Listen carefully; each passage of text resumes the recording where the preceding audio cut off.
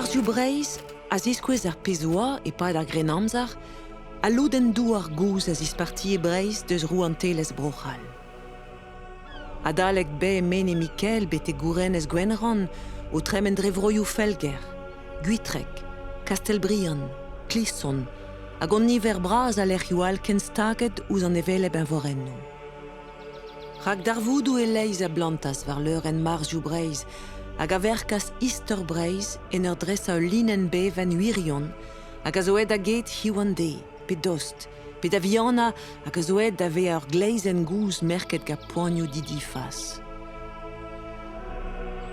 War narzoù zo broioù, ma kaver per liesa, ken verz e leiz, birvil hag bero hag gise, e vez savet ben ar fit en arzou maltouterez.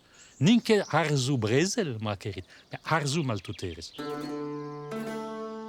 Goude diskar an impalaeri ez roman e voe saet harzou neve.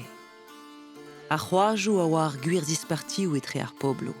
Douar ou ehon e penpella lec'hioù an ezet, ma voe gret tamm a tamm eskemo, dar emprejou a kemeskou sevenadurioù eno. Evel se teuaz ar Marziu da vea on takad etre, o lec'h tremen etre douarou ar franket hag ar vretonet. En amzer ar vero vingidi e teuaz varvel ar Mars anvet Frank a Brezon. Goudeze e teuaz amzer ar Mars Karolingat, a zeuaz da vea on ars milourel, treset evit gwarezi impalaeri az ar franket evel ma oa begret evit ar Marziu all, Mars Spagne, etre ar gristeniez hag an islam, Mars Italia, Pays Austria. À cette époque-là, c'était pas le royaume de France, c'était l'empire de Charlemagne. Et l'empire de Charlemagne, il se n'allait de Heus-la-Chapelle jusqu'aux marches des Pyrénées, et puis la Lombardie. Et comme il n'avait jamais un seul Charlemagne, eh ben, il voulait prendre une bande de terre qui nous appartenait à nous, les Bertons, hein, et qu'il a conquis. Ça s'appelait le pays des marches de Bretagne. Et quand Charlemagne il s'en est retourné chez lui pour aller lever sa coiffe, tu sais, à Heus-la-Chapelle, eh ben, il avait laissé quelques soldats par là, mais nous, les Bertons, les abarateurs, et puis pour mettre de l'ordre, eh ben, il a envoyé son neveu, Roland, qu'il avait nommé préfet des marches de Bretagne. Et il est venu pour nous barater par là, et ça n'a pas marché.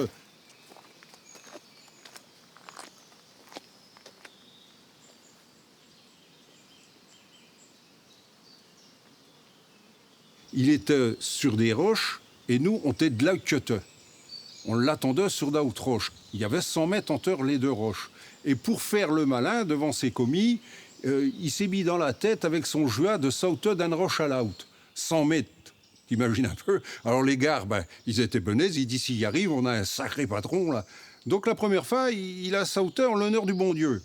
Et quand tu sautes en l'honneur du bon Dieu, t'es sûr d'arriver de la côté, ça marche tout le temps. Donc il arrivait de notre côté. Mais nous, forcément, quand on a vu qu'il était là, ben, on l'a coursé pour le baiser. Et il a tourné le joie et il a ressauté une deuxième fois pour retrouver ses commis de la côté en l'honneur de la Bonne Vierge. Ben, la Bonne Vierge, c'est la mère du petit, tu sais, elle tient dans ses bras dans toutes les églises. Là, c'est cas pareil, ça marche tout le temps. T'arrives de l'autre côté. Mais comme Paris qui n'avait jamais un seul bousinard, là, parce que t'as un bousinard, le Roland, il a ressauté une troisième fois en l'honneur de sa bonne femme. Quand le joie, il a entendu ça, il dit, bah, la bonne femme, je n'ai rien à faire de la bonne femme. Il a sauté, mais il manquait un mètre. Mais pas le mètre du départ, le mètre de la fin. Si ben, quand il manque un mètre devant le joie, eh ben, avec la longueur du joie, ça fait 2,99 m. Et il a deux cœurs royeux et il est curvé dans le fond avec le joie. C'est comme ça que Roland a fini. Il n'a jamais le temps d'aller à Roncevaux. Ça y a été écrit pour faire plaisir dans les manuels d'histoire des Français. Mais c'est pas vrai. Il est curveux là. Cœur nobi au son joie dans le fond. Peur a oa e kornbro ar Marziu da var e loez an deol, an in ya voa deud var l'er eda at Karl Veur. En amzer se e teuaz varvel drem neve noe, antvet da gannat impalaer ar franket. Digori a reaz an ent da hanne digez rouantelez Breiz. Ou doa komprenet bemeustran ar franket et eux davez a diestre sujet ar vreton et davat a gwelloc'h eo a bet ganto kaout ur gwarnour breizat eget brezeli a viskoaz.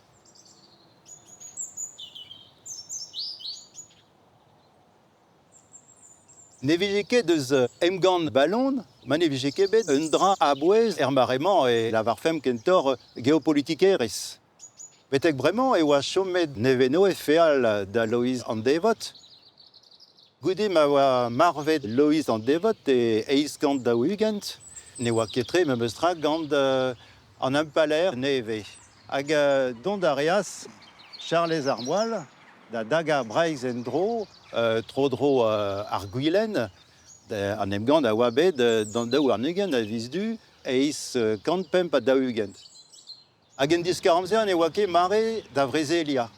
Setu ne oa ket klok lu a franket, ne oan ket nevirus a boaz, troaderien dreistol. A vretonet a oa marregerien dreistol. Marregerien skan a prim, teurel a rent goafou ou soudarded frank, a klasket o doa sachaneo geuniou. Setu stanked soudarded frank e geuniou redon, padout a reas an emgant daou devez hag an eil devez ez a skuit Charles Armoil a trer e oa nevenoe diwar an draze.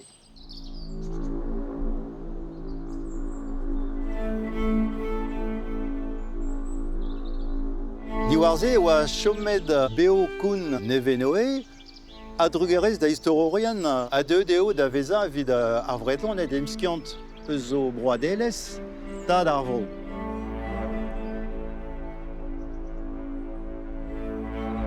Amañ emom war l'er la bataille, chomet e oa koun al lerc'hman a rumadou da rumadou gant tud ar vro.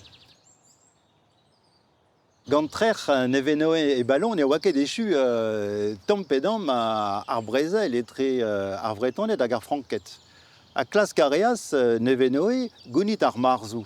Et de oa nevenoe entual da harzou breiz a vremañ da vrezeli beteg ar mañ. Met ners emle d'ar vretonet ar a gaout a impalairi ez ar franket. Ar garolingidi a zavas neuhe gwir vougerioù difen, marzioù emgan, marzioù ar brezel.